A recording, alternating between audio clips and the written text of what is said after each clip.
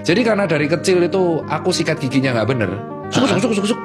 Dan akhirnya itu meninggalkan noda makanan. Dan itu jadi sarang bakteri. Dan bakteri itu menghasilkan gas. Sementara kita kalau bangun tidur sudah bakteri ada gas, bangun tidur kita tuh kondisi mulut cenderung asem. Oke. Akhirnya terjadi reaksi yang merusak lapisan email gigi. Jadi giginya rapuh jadi sarang lubang. Oke. Lubang, terjadi koneksi antara gigi sama saraf. Jadi open, free nerve-nya open, jadi sakit cabut. Oke. Nah akibatnya kalau dicabut terus, gigi itu jadi menyimbangin, yang bolong jadi ketutup. Jadi gigiku redegang. Nih ini kan bolong. Yang kiri itu. Ini bolong. Itu karena bolong. Karena bolong, gigi itu punya defense mechanism. Wah ada yang bolong nih, dia akan menutup. Supaya nggak ada jaraknya. Betul. Ya itu alasan kenapa kalau gigi cabutnya sekarang itu aku disuruh nanem. Dan itu sulit, harus dibor, tunggu sebulan, pasang lagi. Dan itu sebenarnya karena kesalahan aku pas masa kecil, karena aku sikat giginya nggak bener. Itu dari hal sesimpel itu. Tapi kok bisa pas banget yang kiri dan hanya tiga kiri? Berarti kan di daerah situ yang nggak bisa Karena aku tidur bener. ngadep kiri terus.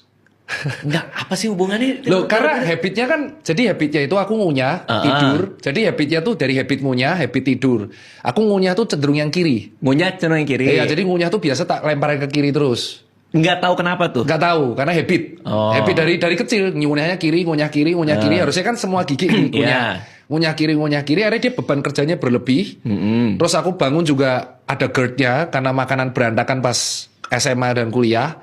Asam lambung nggak stabil, cenderung asam, sikat gigi nggak bersih, bolong semua. Nah sekarang sudah mulai ketahan. Sekarang aku karena habitnya buruk, giginya kan renggang, scalingnya yang jadi sering, setengah tahun sekali, 4 bulan sekali. Oh, tapi itu bukannya katanya kalau udah bolong di sini yang di atas juga bisa turun? Iya nih, turun.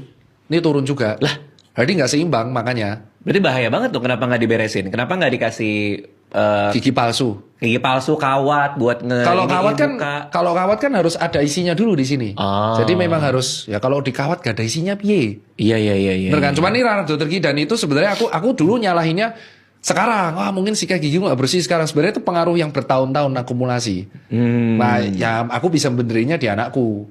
Kalau di akunya sudah telat gitu. Nah ditambah aku ngopi dulu 17 tahun. Jadi udah ngopi, habit GERD-nya buruk, maka kesehatan giginya buruk. Nah, kesehatan gigi buruk itu berpengaruh sama sebuah penyakit yang jarang diketahui orang, namanya PJR.